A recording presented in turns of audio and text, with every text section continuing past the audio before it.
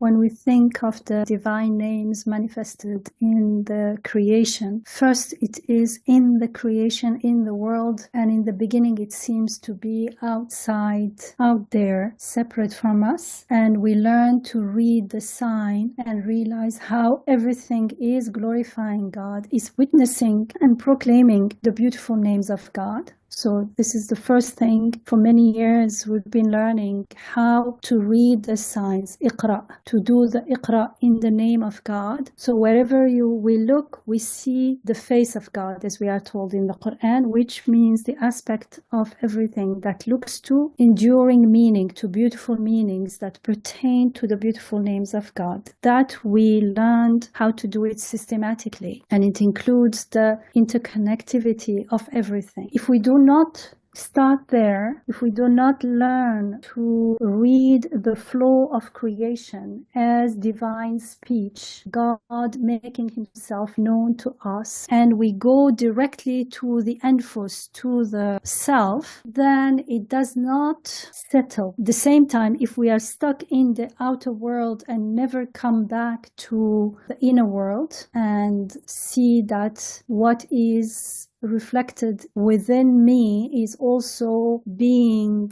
flowing from him and through me, then again there is something missing. But if we miss the first one, which is reading the signs, actually the reading is not only like reading a book, but we are part of it, participating in it, tasting the beautiful names, then that La ilaha, which means there is no deity, nothing worth worshipping, there is no helper, no compassionate, there is no source of power, that all the names of God are involved. Otherwise, the term Allah remains hollow and empty, and it does not touch the heart. So we first need to perceive the creation, experience life in the way we are taught in the Quran, and this is what we've been doing systematically. We learned from the tafsir of Imam Sa'id Nursi, rahimahullah, and jazahullah khair. Then the awe, we won't be able to witness the awe, the majesty of the names, to go into sajda before the perfection of the names, the beauty that is beyond our imagination. We can only sit there and feel it in our heart and our soul. I'm using soul as spirit, ruh. So we feel it, but it is beyond the intellect. The mind cannot comprehend it. That's why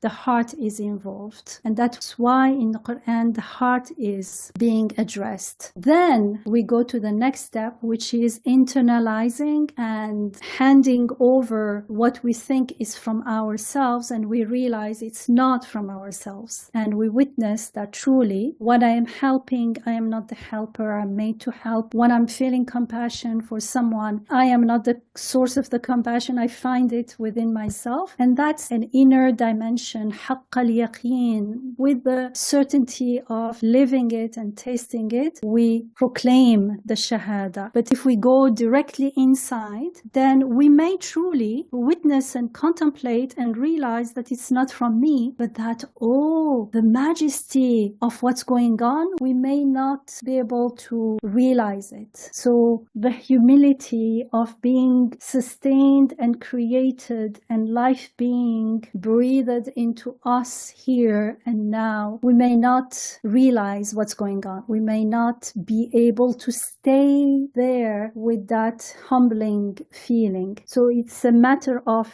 steps and a matter, of course, of patience, remaining within each step and staying with the awe and actually surrendering, feeling the humility of being abd, a worshipper. This is something that we go over again and again. There is a systematic way. It's not something that from time to time I may happen to be attracted to something. That attraction, that awe that I feel, anyone may feel it because that's in the fitrah. That's how we are created. What to do with that is what we learn in the Quran, and how to do it systematically and feel that awe, not only in special events, but in everyday events that we tend to take for granted as ordinary. And we realize nothing is ordinary. Everything is a miracle of power, a miracle of knowledge, of wisdom, because without the infinite might and wisdom and knowledge of an all-knowing one, nothing can exist.